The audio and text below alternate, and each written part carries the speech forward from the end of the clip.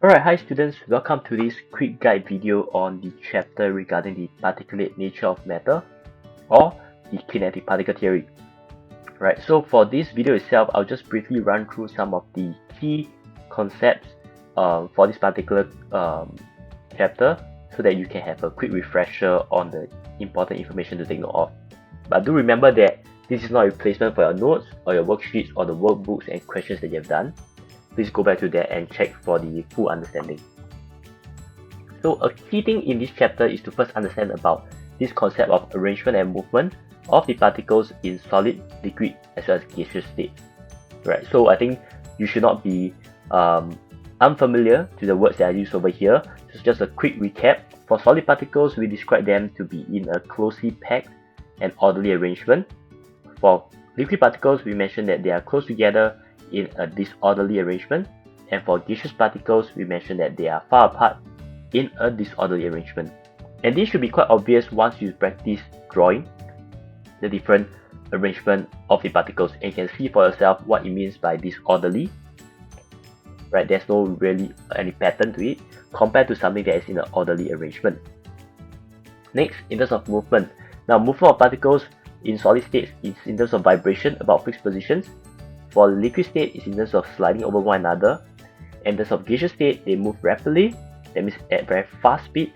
They move in all directions, and very importantly, they occupy every available spaces. Right.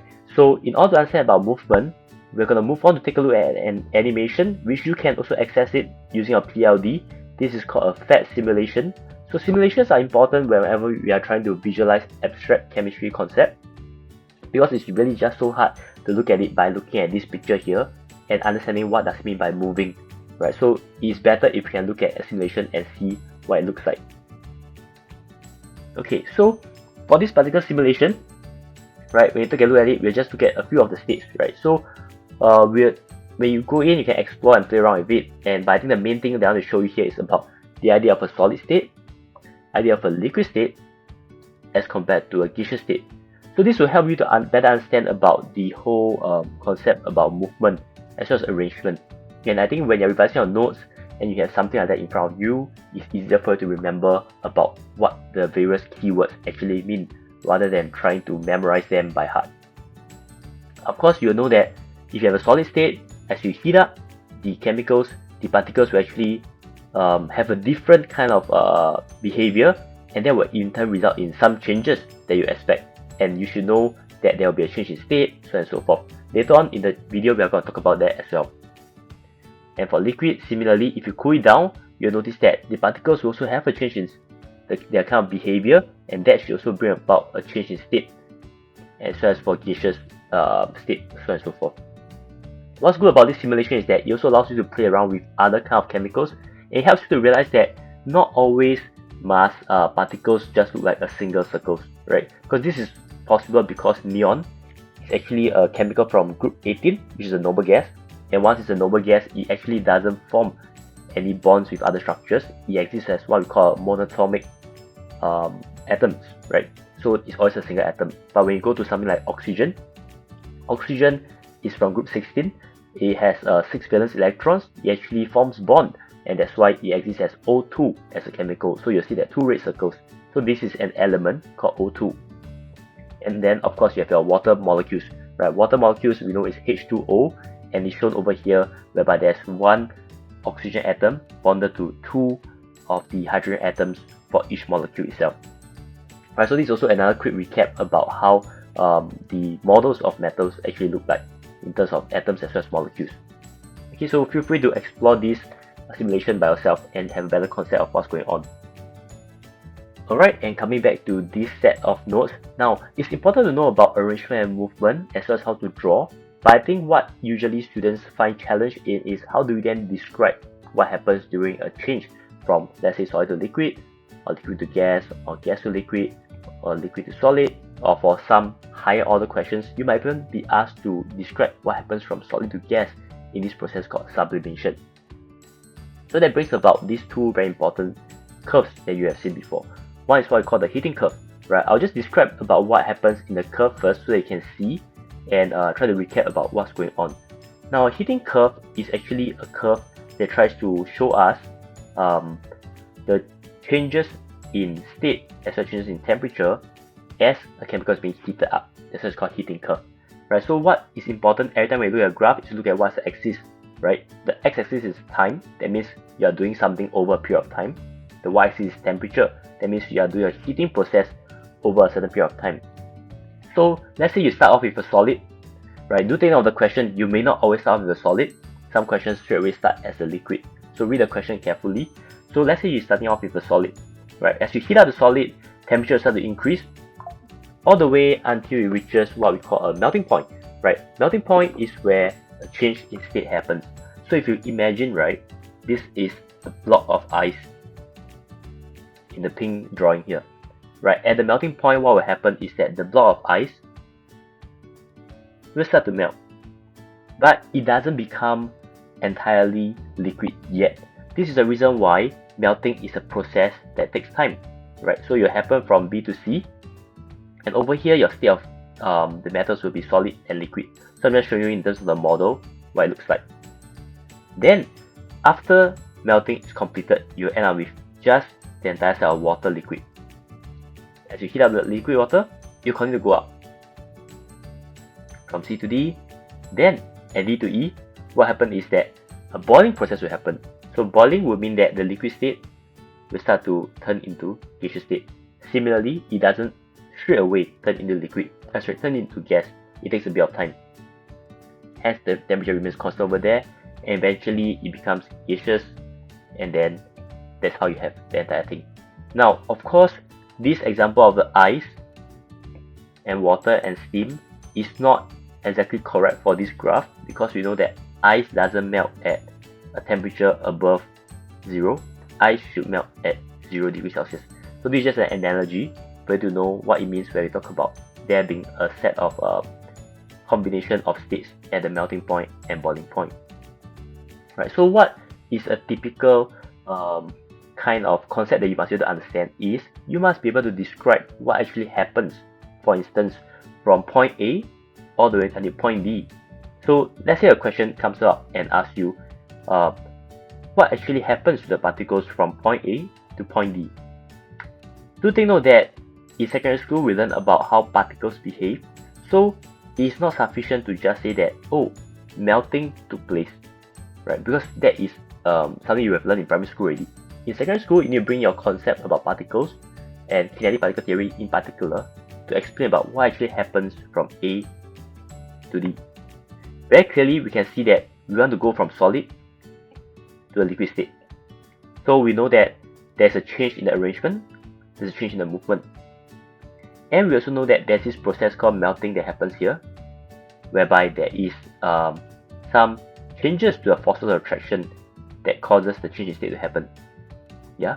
So using that as a concept, how do you then describe to people about what's going on?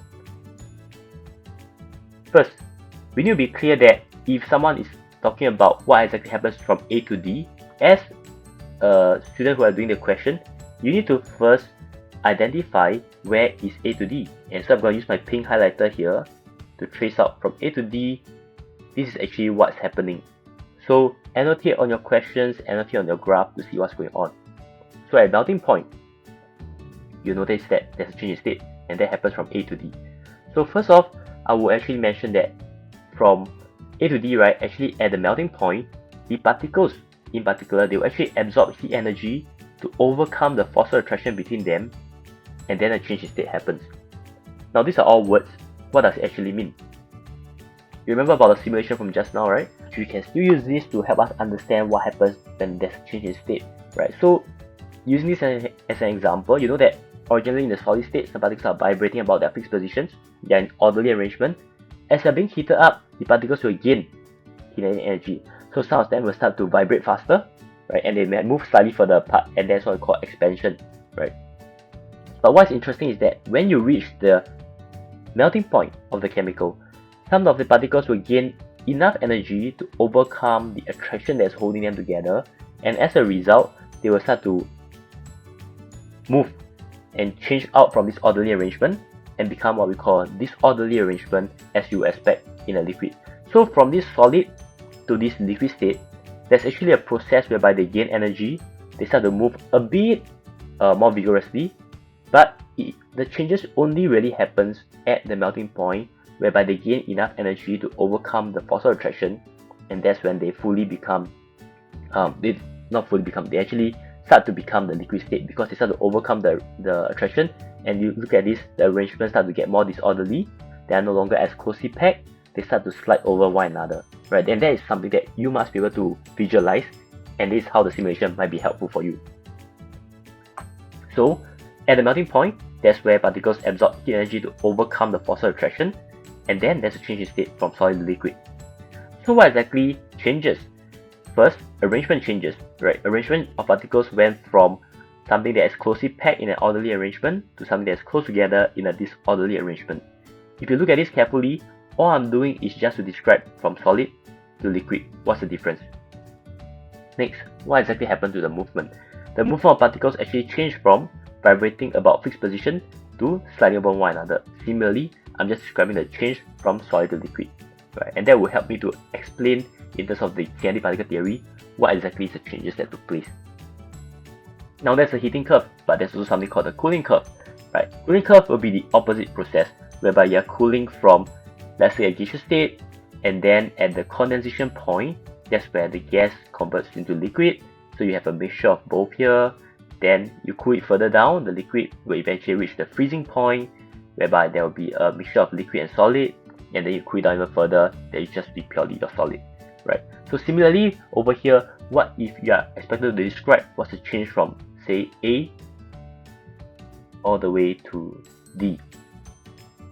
Similarly, you should be able to identify that there's a change from gaseous state to our liquid state, and in between, something happens here, which is our condensation process. So, first and foremost, let's recognize that at B to C, condensation will take place. And during condensation, what happens is the particles lose their heat energy, and then they form stronger force of attraction, then resulting in a change in state between them. Right. Similarly, in the simulation just now, you can take a look at, let's say, this chemical in the gaseous state. As you cool it down, the particles will lose energy, and as they lose energy, they will move slower. And as they move slower, they will come closer together, and that's where forces of attraction start to form, and then eventually there's a change in the state that starts to happen. And this is where they start to settle down into more or less a liquid state, disorderly, close together, sliding over one another. But if you go even further as you try to cool it down, they will eventually reach the stage of solid state, whereby they're just vibrating about their fixed position in an orderly arrangement.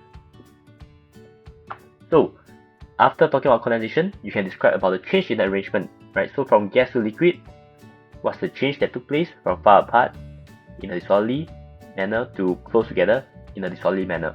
Movement from moving rapidly in all directions, occupying every available space, to sliding over one another, right? So these are just ways that you can use the concept that you have learned in the first part of this video to describe the changes that took place, right? So of course, the foundation is to be very clear about what exactly happens for each of the different states, right? And last but not least,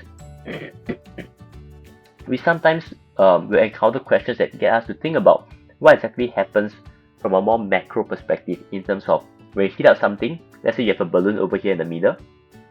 As you heat it up, you realize that the balloon will start to expand. When the balloon expands, what exactly is the change that took place over here?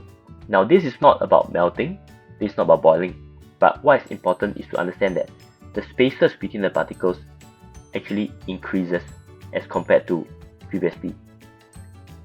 Take note that the particles themselves did not change, right? This size of these yellow circles remain the same regardless of whether you are heating or cooling. The only thing that changes is the space between them, and that causes the volume to change, and when volume changes, density is also affected.